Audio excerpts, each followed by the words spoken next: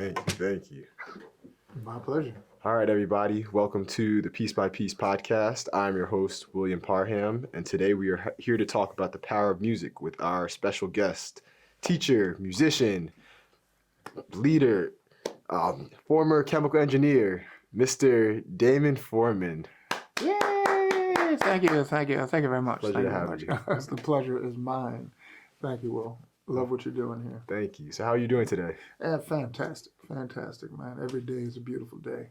I know that's right, especially this time of the year with the weather. Absolutely. Oh, man, I couldn't wait. I was just so happy to see the green, and the flowers and the trees and the birds and stuff. It's kind of like where we live is a little bit of a sanctuary. We have all this beautiful, plants and trees and everything. I have some cousins that live out on the West Coast and everything's brown. So they come out here and it's like, oh my gosh, it's like an oasis. So like, no, for real. Like I see why there's a lot older people in the community out here. It's very serene, not high paced as like the city. So and it's very diverse, and which I think is a real important thing. We have a representation of the world here, and that's the way it should be. Because that's where the world is going, so. Especially with technology, it seems like things are just getting quicker and quicker, and no one really takes time to slow down. Yeah. And smaller and smaller. Oh, yeah, everything's getting more convenient. Like, you could probably fit something in your sock by 2040 or something. I know, right? But that you don't know, or the people who don't know, welcome. This podcast is dedicated towards mental health, self-improvement, fitness, and all other things that, help us feel better. I haven't really centered down for what mental health is specifically, but I know it falls in line of taking care of yourself and doing things that you enjoy that give you that self-gratification.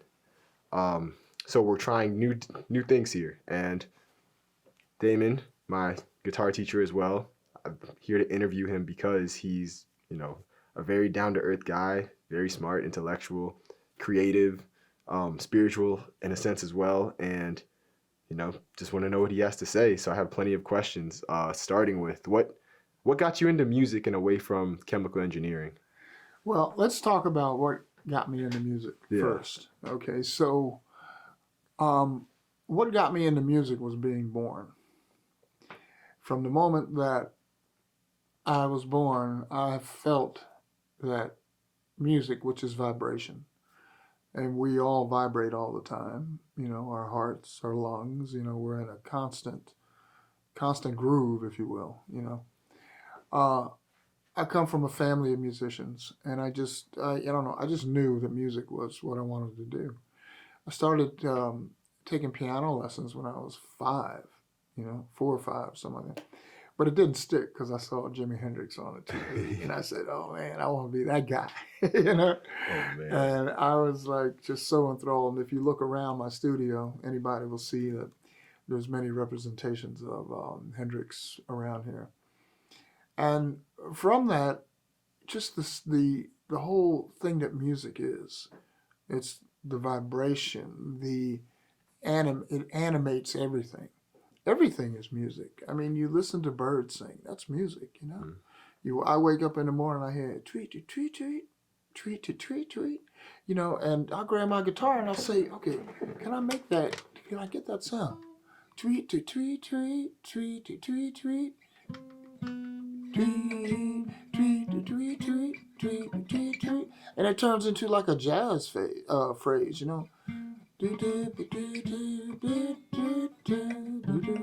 So anyway, moving right along, as I was younger, I was always drawn to music, always drawn to sounds.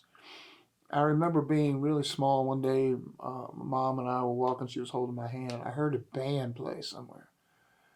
And I just took off running because I just couldn't not be in the place where that music was coming from. I was so excited to hear it. It just it ran through my veins. So anyway, through the years, I started studying music, and I had a band at age 14, and I've been in bands ever since. And music is what I wanted to do. Now, I went to college, I went to Rutgers, and my mother kind of said, "Well, son, we need to do something that can make you a living." You know, That's my father was a concert pianist, and he didn't. You know, it was rough financially for him, and he and my mom split, but we got back together later on in his life. But the thing was, the music has always been a powerful force in me. But you know, I also like science, right. so I found chemistry to be fascinating. You know, the prospect of just going down, drilling down, analyzing what makes things do what they do, what why compounds are certain compounds. You know, what goes into, like water, for example. You know, you got a hydrogen atom, and you have two hydrogens and one oxygen. You put it together, and you have water.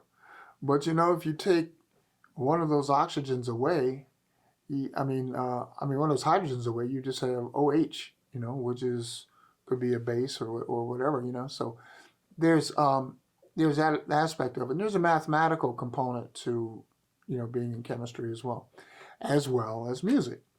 So the music and sciences are not very far distant from each other, although people may think they are. They're very close, actually.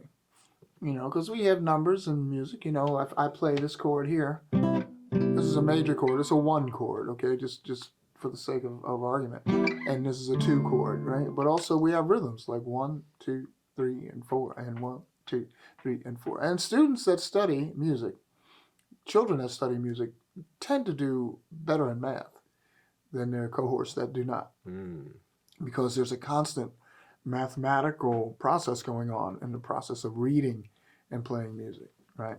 So now, what got me out of chemical engineering? All right, so yeah, I got the degree in chemical engineering, and I went to work for a company called American Cyanamid, and I did that for a few years. This whole time as I'm doing the chemical thing, I was also playing music. I ended up having like a double major, you know, in school because I had taken so many music courses. So um, I was in the field of chemical engineering for 15 years, and I got to a point where it became intolerable, Hmm. and the music just kind of said, "Hey, it's me. I'm the one. I'm the one where you need to be."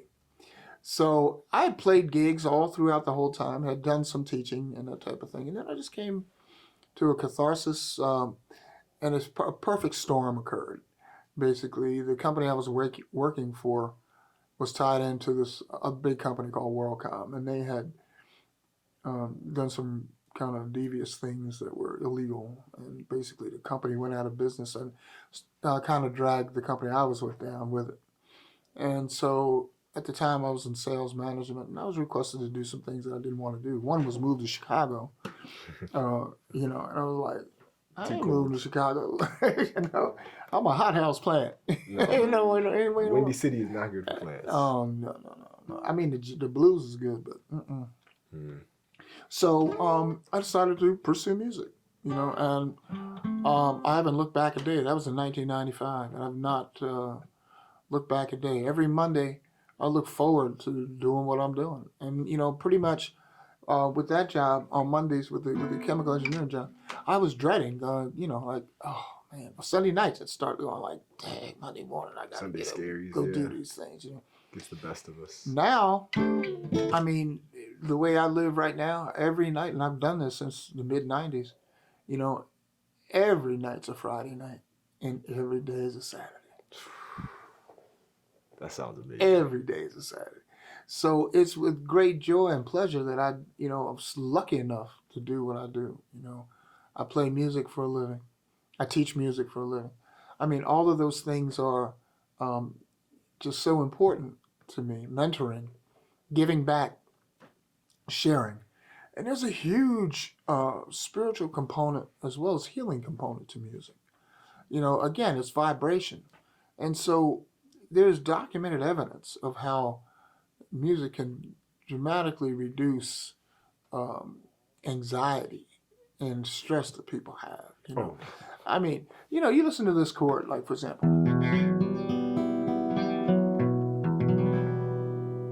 I mean, just the vibe of that. I mean, that's relaxation, you know. Right. And then you listen to some beautiful things that go with it, and that's beauty.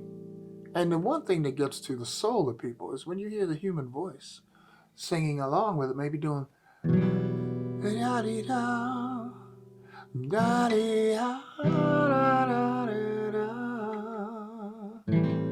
and you put some words with it, Yeah. you know, like I was thinking about you last night. I couldn't get you out of my mind. You become a piece of me. Okay, so you hear these things, and songs will put an anchor on a moment. When I say that, it's like you can hear a song and it'll transport you right back to when you heard that song for the first or second time, or that Sure. memory. There's definitely core memories and music Just correlated. put you right there, you know.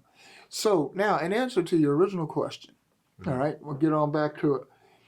What made me move to music? Music is magic. Music is joy.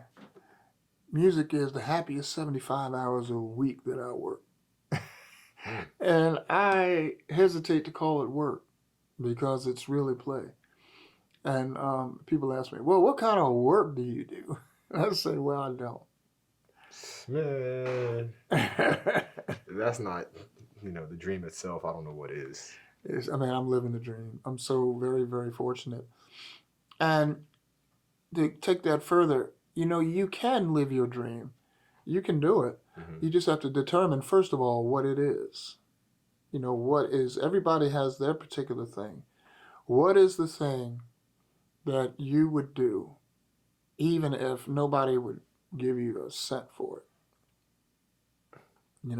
So rhetorical question. Just think about that. I was going to say, I was ready to answer. What would I do?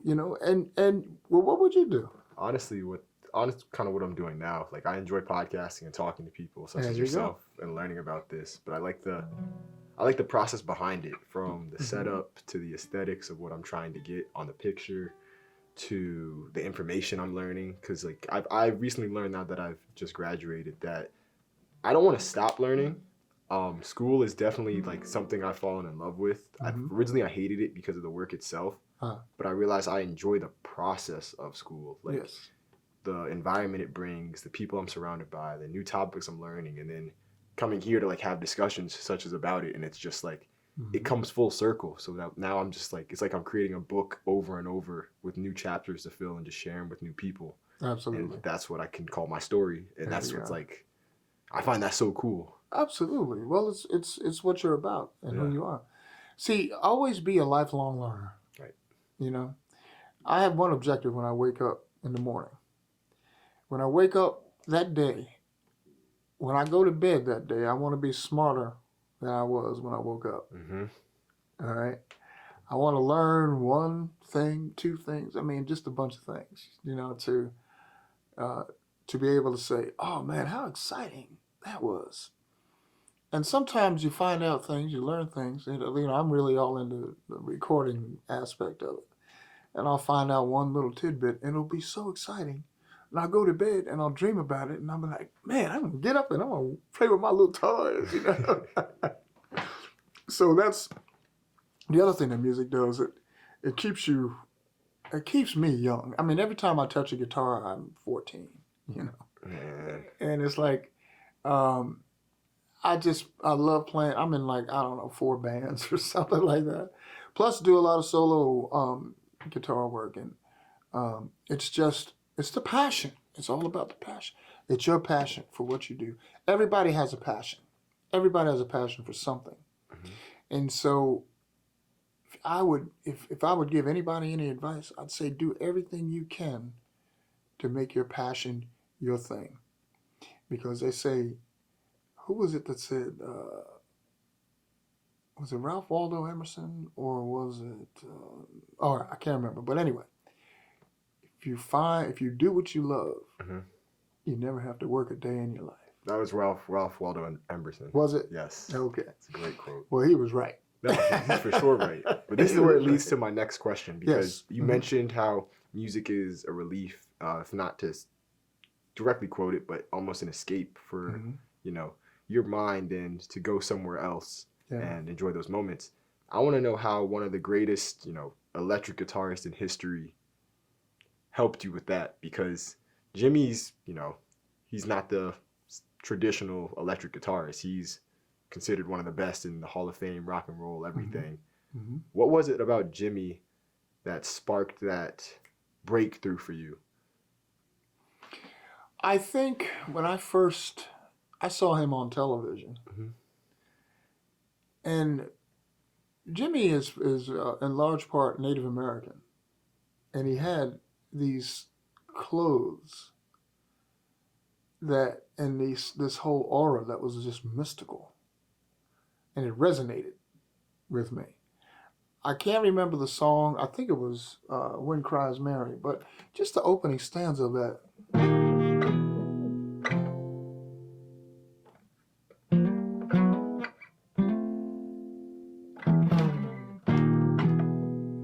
I mean, man, that just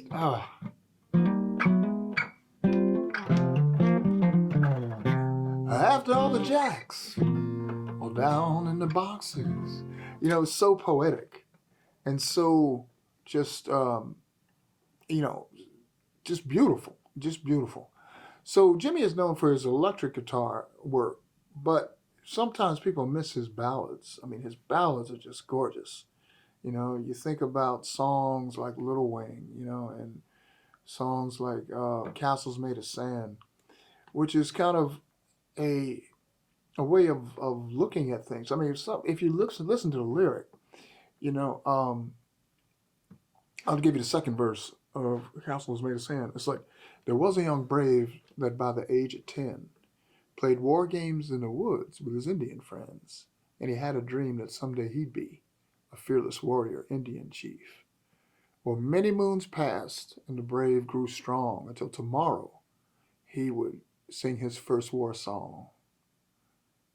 But something went wrong. A surprise attack killed him in his sleep at night. And so castles made of sand flow into the sea with just a breeze. And so castles made of sand fall in the sea eventually. So what that's saying is, man, nothing lasts. Nothing lasts. Nothing lasts forever. And it's that was very poetic, futuristic, philosophical. Yeah. And that's in a song that many people don't even know that Hendrix wrote. So um, he was a very, very deep and intelligent human being. So that's one of the things that really resonated with me, even though he left the planet very young. Mhm. If you would listen to him talk, he's extremely articulate. He was on a Dick Cavett show, and Dick Cavett asked him why he played the Star Spangled Banner the way he did, and he said, uh, Dick Cavett said, "Well, you kind of messed it up, didn't you?" And he said, "No, man, it was beautiful. I was playing it basically the way I see it." He was a paratrooper, you know. He was in war and actually was a part of the service and didn't believe in war. Hmm. So he was singing against, well, just talking, raising awareness about the Vietnam War at the time, which is a whole nother thing. Man just can't get away from wars, man. It's like through all the years of centuries, millennia of existence, people gotta fight. I don't get it, man. I don't understand. I just, the love, Jimmy made one quote that rings with me. He says, when the power of love exceeds the love of power, then we'll have peace. Yeah. I can That's agree deep. to that. Yeah. That's deep. Power of love exceeds the love of power, then we'll have peace. Yeah. Because that's all right. This is going to be a little side question, but Mm-hmm. that's what really has been going on in the world. A lot of people have been so focused on, getting money and that financial security versus pursuing their passion. So if you could, give any advice or any structure for how to differentiate between the two, what advice would you give between security and pursuing, I don't know, passions? Hmm. All right, that's pretty easy to answer. The the thing about success, Yeah. or the quote unquote thing that you've made it, right? It's a subjective thing, right? It's subjective. It's like, okay, what is having it made? What does that really mean? What does that mean? All right, does it mean $1 million in the bank? $1 million in the bank? Well, for some people it might, but I know an awful lot of very wealthy people that are very unhappy. And I think that happiness is the key. What is it that makes you happy outside of material things? Okay, you have the basics. You have what you need. You have what you need to live for. Your passion should be something that helps you to create. And when you're creating, with the spirit of what can I do to make things better for the average person, for mankind? What can I offer as a human being to make things better? Mm. So that's kind of where happiness is. You know, so that's a big part. So I have a question. I have an answer, maybe. I need to teach a lesson. Oh, okay. Can we do part two? Yeah, we can do part 2. I can pause it right now if you Okay, like. pause it. Yeah, and then we'll do part two. Okay. All right, thanks. No problem. Should I have these little musical interludes in these things? Yeah. In the podcast. Giving a nice vibe. Mm-hmm. All right, you ready? All right. Mm-hmm. Okay, cool. All right. And we're back. Yep, and here is part 2 of the recording. Took a little tea break. Mm-hmm. So, where we left off, we were talking about, you said you had a question for me, and then I asked you. Oh, yeah, my question was, Yeah. can I go teach this lesson? Yeah. But he wasn't there. So, wait a minute. Let's see. You know what? Let me look at my phone to see. Okay. He kind of wasn't there. Okay. So, he may have, a lot of these kids are getting sick and stuff, man, No, it's scary. Honestly, if we're going to go about that, this is just a thought in my mind, but I feel like the lack of social interaction and the more, processed foods and artificial interactions, it's like, I think it's creating more sickness. Yeah, I would kind of agree that there's, I think that, at least when I was growing up, our parents weren't as afraid, or at least my parents, of things as they are now. So, I mean, we would go out and play all day long. All right. Stay outside from the sunrise to the sunset. Absolutely. The street lights came on. Uh-huh. I'd be playing in dirt. Sometimes we'd eat dirt. Yeah, literally, yeah.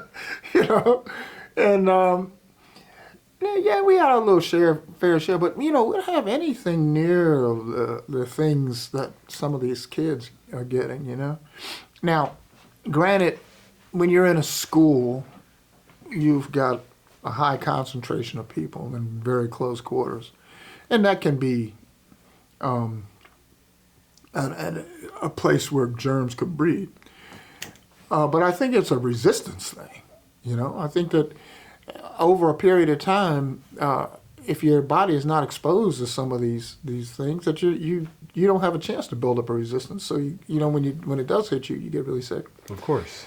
So, but I tell you, I'm going to share this experience. I went to this concert about 2 weeks ago. I went to see Highest Coyote over at Oh yeah, I remember you the introduced me to Fillmore. that. Yeah, and I hadn't been in a concert like that in a long time. Like the whole stand-up thing, and just totally packed with people everywhere. And man, it felt so good. It was so fun, man. It was like, oh my gosh, I'm with my people.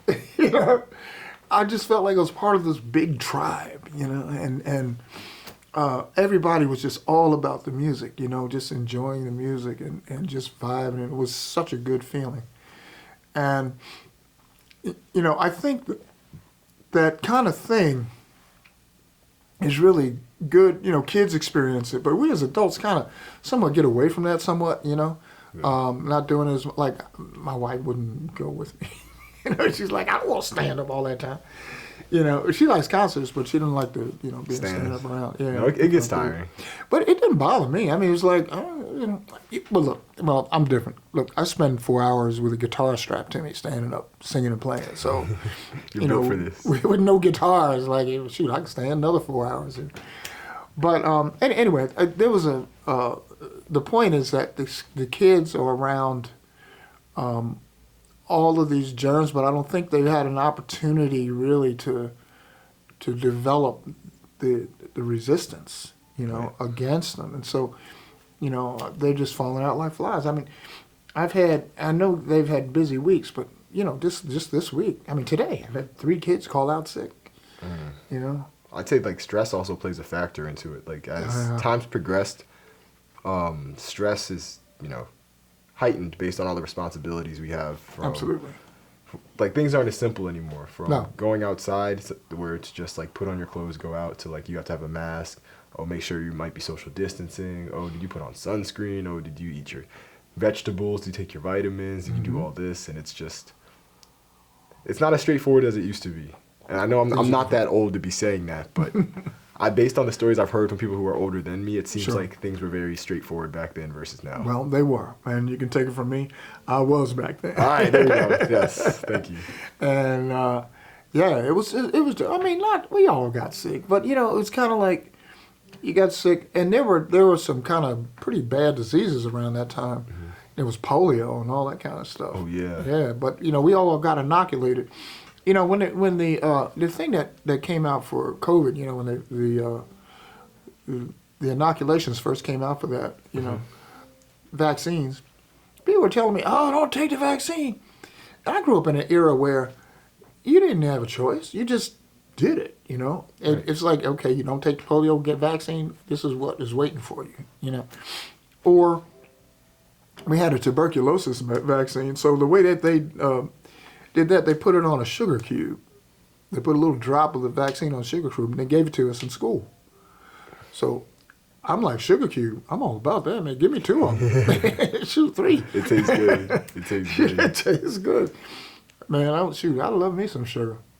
Pour some sugar. Anyway, yeah, I love me some sugar, man. So, you know, back then it was a thing where things were simple. And there was no phone. There was no social media. You had one television set in the house. It had 3 channels. That was it. If you wanted to find out something, you had to read the newspaper, right? Right. And then by reading the newspaper, you got a bit more in-depth information.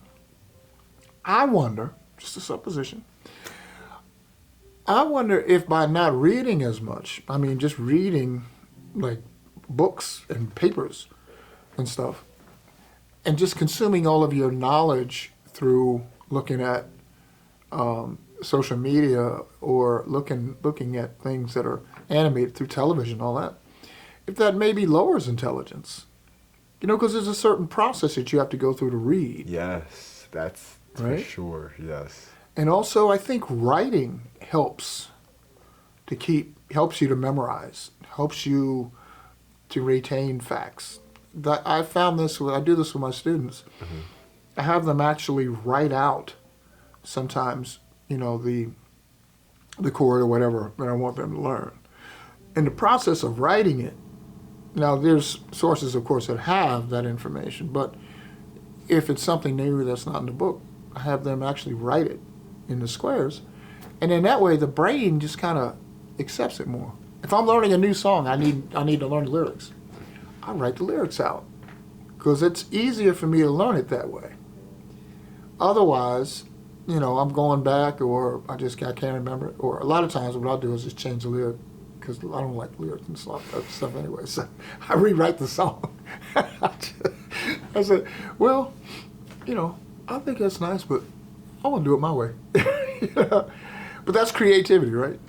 That's what I was trying. The word I was trying to think of, creativity. The process of, you know, you struggle for a period of time, but kids don't have that same struggle that they they did back then versus today, where everything's like almost instantly answered. So like Mm-hmm. the struggle of just reading, people ADHD and ADD are such a high thing now because everyone gets stuff so quickly that creativity's lower because you're not going through, I don't know, the loading phase Mm-hmm. where you're struggling to read, but after you do it constantly, after repetition, it gets easier and easier and Of easier. course.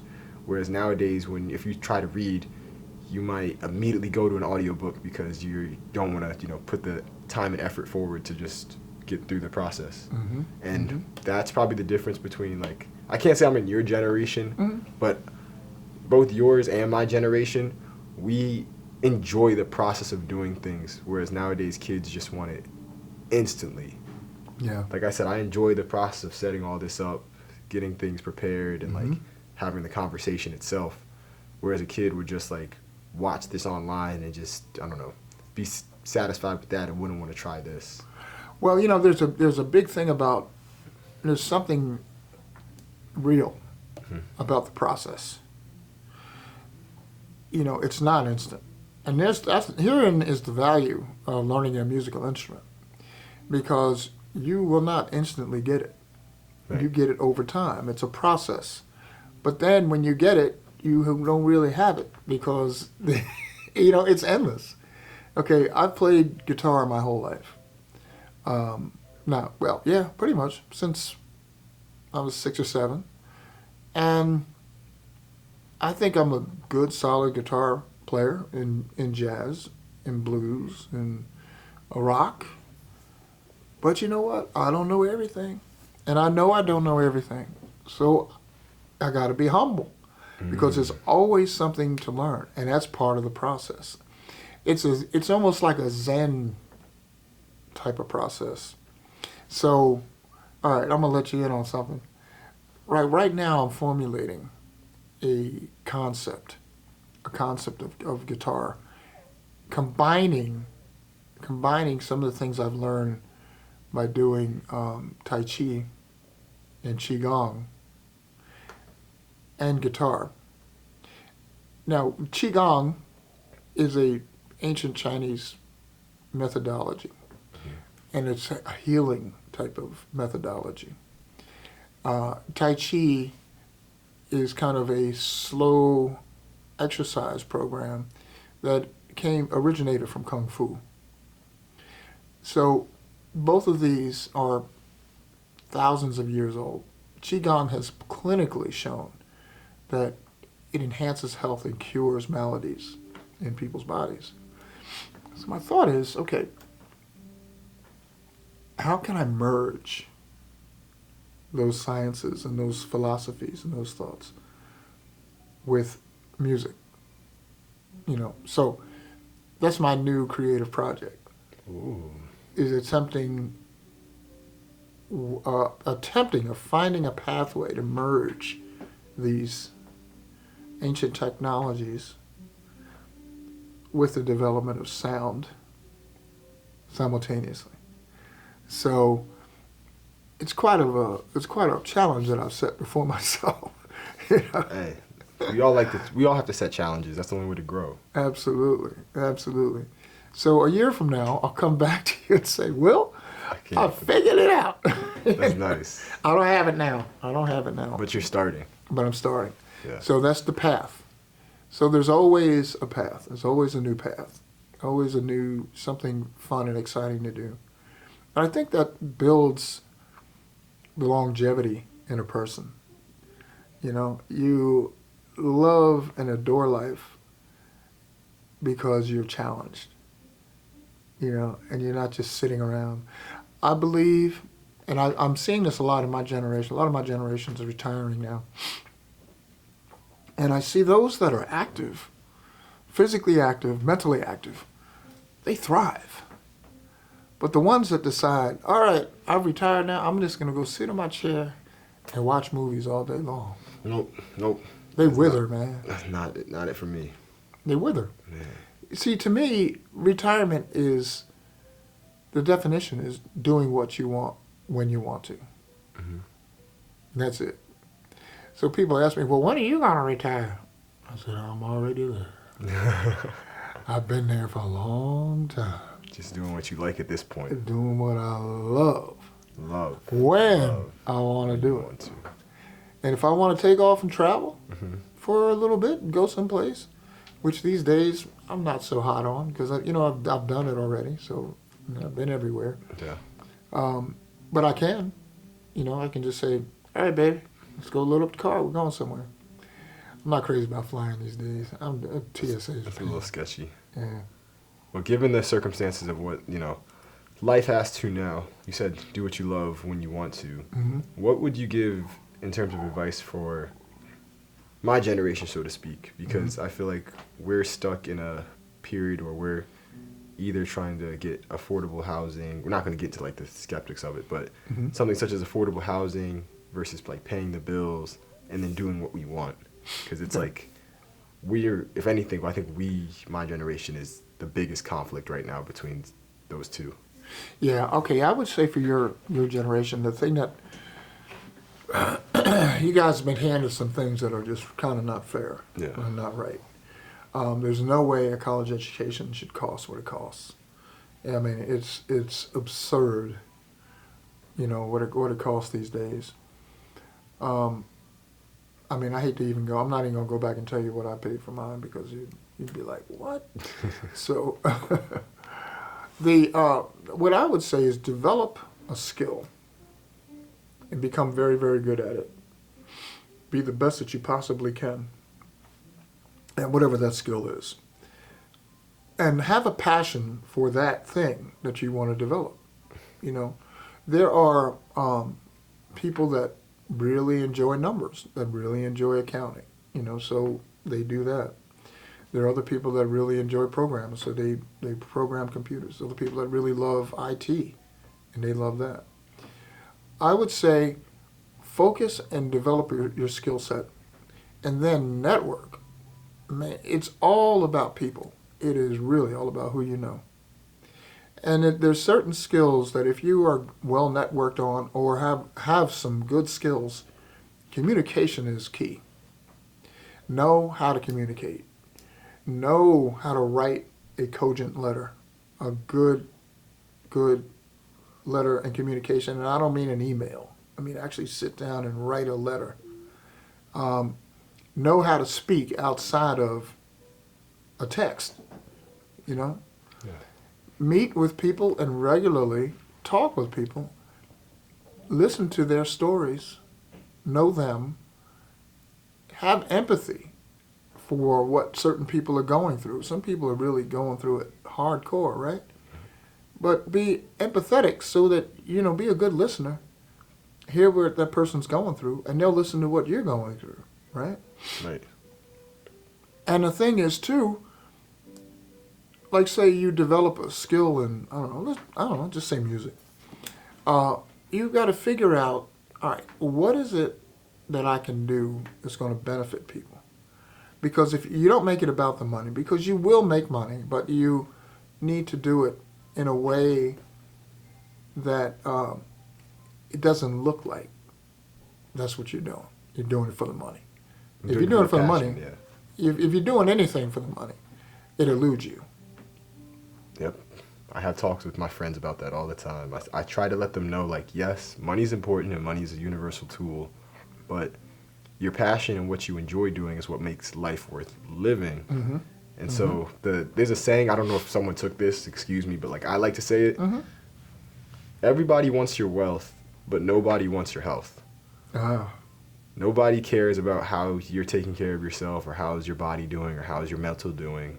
Except you. That's your priority. But when you have money, everyone wants that because they want to get in your pockets because of the possibilities of what money can do. Oh, yeah. So that's my little personal saying that I like to. Well, that's a good people. saying. That's a good saying. And see, and the other thing that you have to do is you gotta create a realistic expectation. What is it that I really need to be happy? I mean, what is it do I need a $2 million house to be happy? No. Do I need a brand new car every year to be happy? No. Or do I need, basically, do you know what a car is to me? It's a box that has 4 wheels. It doesn't matter what year it is, what color it is. anything. Now, it happens to me that, I mean, I drive an old Lincoln. And the reason I do is it's big and I'm big. And it's easy for me to get in the car. Right. Right. And it's got a huge trunk. And I carry equipment. So I just throw my stuff in the trunk. And I can go from gig to gig to gig. So it fits my needs. Right? Doesn't matter to me that it's a 13-year-old car. Because it runs like a top. Right? That's not what's important. In terms of how much, that's what you need to calculate. That's what I would say as advice. How much do I really need? Now, housing is going out of sight.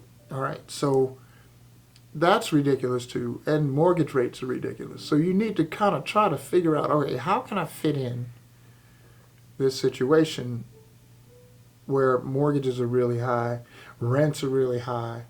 All right, I'm making a certain amount of money. Now, granted, you have to make a certain amount of money.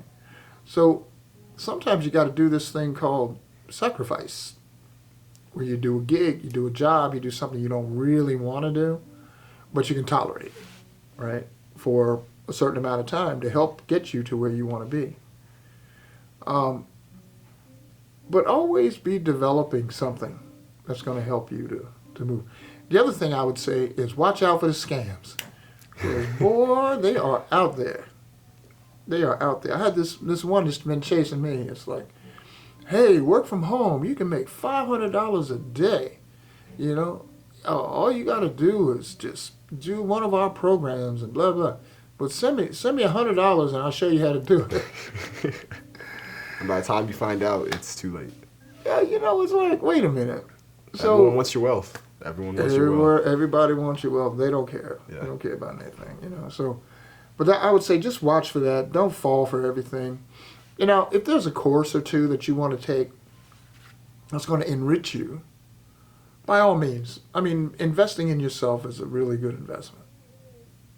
You know, when you are focused on that, that's never going to be bad because you'll learn a skill set, right? Right. But at the same time, there's no get rich quick. There's no sit back and do nothing and get rich. Except the lottery. Yeah, except the lottery. And that's like and 1 your in a chances billion. are like 1 in a trillion or something like that, you know? Yeah. But other than that, you know, you've got to work for it. Everything is incremental. It's bit by bit by bit by bit, you know? And so if you figure out a plan, and again, I go back to networking. Talk to people. If you see something that you want to do, find a person that has done it. And ask them, well, what did you do to get there? Not that that's going to work for you, but it might. So, you know, at least get you on a path. And you'll meet somebody, you meet this other person, you meet somebody. And then that's how these things work. Networking is vital. It's so important. See, so when you said incremental, I didn't mean to stop No, there, but I took a psychology class, Psychology Intro to Motivation, and there's one theory called incremental theory that I want to read to you real quick to make sure I'm getting it correctly. But looking through my notes. Yep, here we go. Oh man, the last time I did it was May 10th. All right. That was my birthday. Oh, happy May 10th. Let's see. Okay, so it's not a theory, but it's a mindset. It is called the growth mindset. It's incremental and growth. They're the same. The belief traits like intelligent are moldable and changeable. So you're taking small little steps to improve along the way. So let me see. If you train hard, let's say you want to be a mountain climber, right? And you go to the gym to like work on those muscles to practice climbing.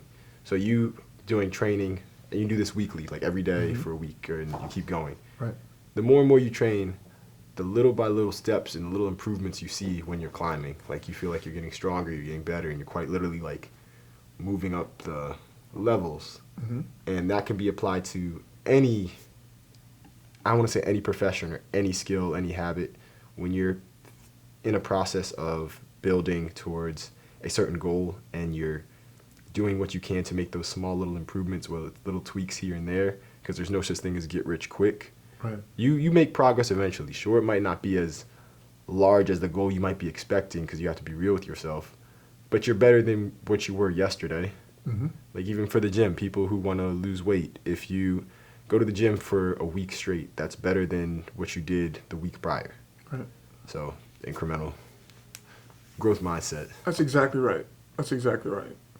You know, when I started this business, we've grown a bit. I mean, quite a bit. Yeah. But it's been incremental. It's been, I mean, no bang zoom, just bit by bit by bit by bit, you know? So, all right, let's pause for a second. I need to check something. Okay.